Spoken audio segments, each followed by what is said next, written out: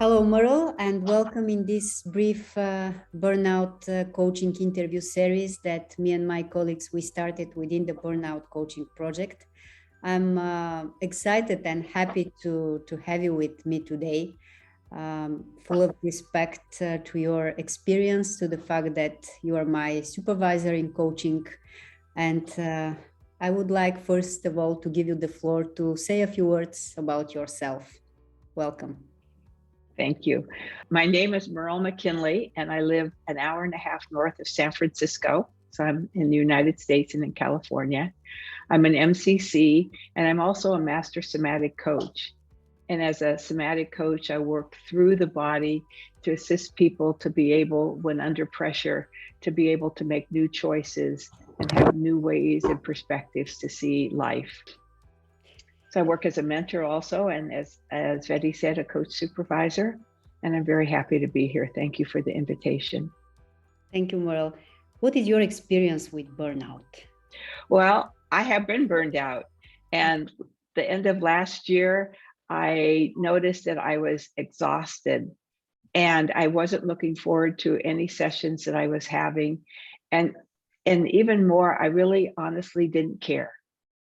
People would bring me their issues, and I thought, oh, I just didn't have the energy in my tank and the compassion to really serve my clients in the way that I like.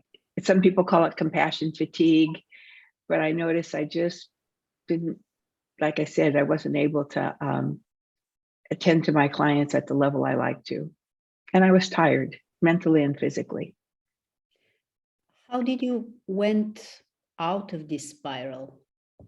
I think honestly, the first thing I did was say that what was so for me, that I'm tired. It doesn't mean I'm a poor coach. It doesn't mean that I'm a bad person. I just said, first of all, said, you know what, I'm tired and I need to take some time. I also have my own supervisor, and in mentoring, sometimes I have my students coach me. So I brought it to supervision and I brought it to mentoring, and was able to have a place where I could talk about it, and then really decide what did I want 2022 to look like for myself. So I began to block out times in my schedule during the day where I wasn't on the phone for 4 or 5 hours straight. So I made space in my schedule and included things that I like to do. We call them somatics resilience practice. And one of them for me is my animals. So I made time to spend more time with my animals, to take my dog to the dog park and have her play with her BFF, which makes me very, very happy. And also somatically, I said to myself, oh, I need to have more width, like more space in my life. So I also had worked with myself somatically to make a bigger container for life. Myself a bigger container.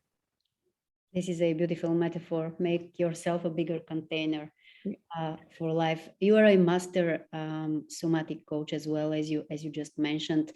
What are some signs that our bodies do give us well enough in advance that we should be aware of, maybe even before we start thinking of burnout as burnout, but just as a fatigue and too much of something? Mm-hmm. The first thing that comes to mind for me is to trust the wisdom of the body. So coaching for me is a bit of a resilience practice. After being quiet and present and listening very deeply to a client, it's a sort of centering or meditation practice in some way for me. So I was leaving the calls not resourced, but glad they were over. So that's one of the signs, is a certain tiredness. Oh, I'm so glad it's over. And not to judge oneself for those thoughts and sensations or feelings. I also want to add here that during COVID, I felt an obligation to serve my clients. We all were on lockdown. People had a certain malaise about, so what do I do? Work and home and off time was turning into one big swirl. There was really no delineation of work, time to be with the family, and time for oneself. So people were bringing that, and I was in the same place. So I felt obligated to serve them, and that obligation became a burden.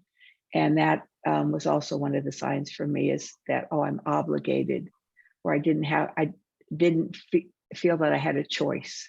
You just gave the perspective also of a facilitator, trainer, coaching in your case. With this manual and that we want to create within the Burnout Coaching Project, we want to address people who are facilitators or trainer in every spectrum of training or facilitation as a profession, how first they to prevent themselves of burning out, but also how to gently implement the burnout agenda within their trainings, no matter on what topic they are.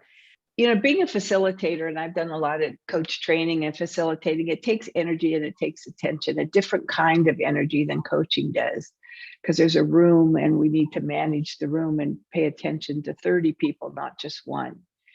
So the first thing I'd say is to respect what it takes to be a facilitator, the amount of attention and care that the facilitator brings to their work.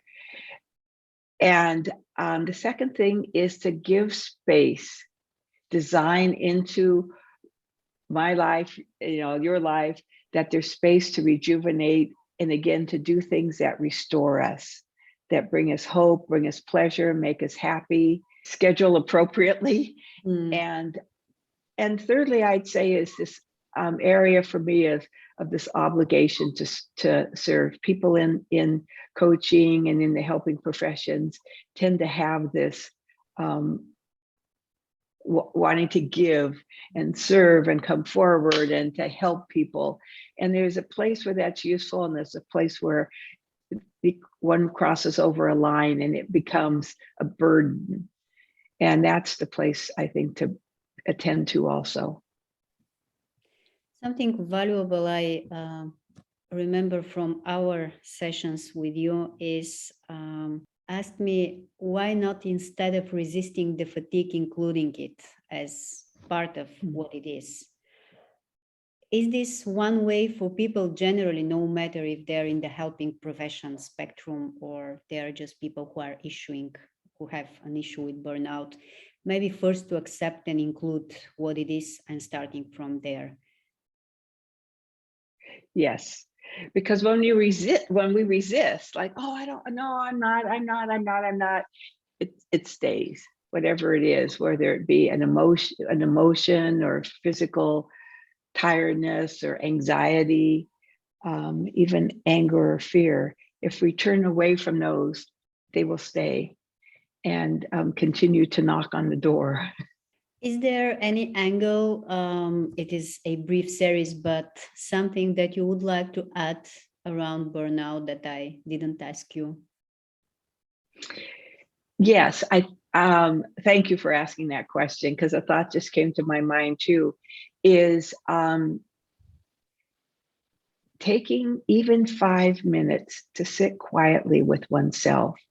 Sometimes people call it meditation, sitting, journaling, just a few minutes to allow quiet in the body, and to be able to say, oh, I see that thought going just like a cloud, and just let it go and come back to paying attention to the breath, or if people are writers, to whatever thoughts occurring. And just gives, again, space for what's present in the body in terms of thoughts, emotions, or sensations to have their cycle also. That is beautiful. Thank you for this message. Like your wisdom on burnout in one sentence, what would it be? I don't know that we all have burnout, but I think we have times where we question what's next for us. And that taking that time to engage in that thinking and conversations with others, that also I think is an important practice. Because what I've been describing here, Betty, are practices. And in somatics, we say we are our practices. So giving time to practice relaxation, enjoyment, purposeful work, all support our humanness. And I love also how you have organized the environment around you, so your friend, the cat, can always join whenever. Yes, I have my buddy. I have a desk cat. Yes. Yeah. Thank you so much for your time and for this conversation. I appreciate your time, and thank you for all your input. You're welcome. You're welcome.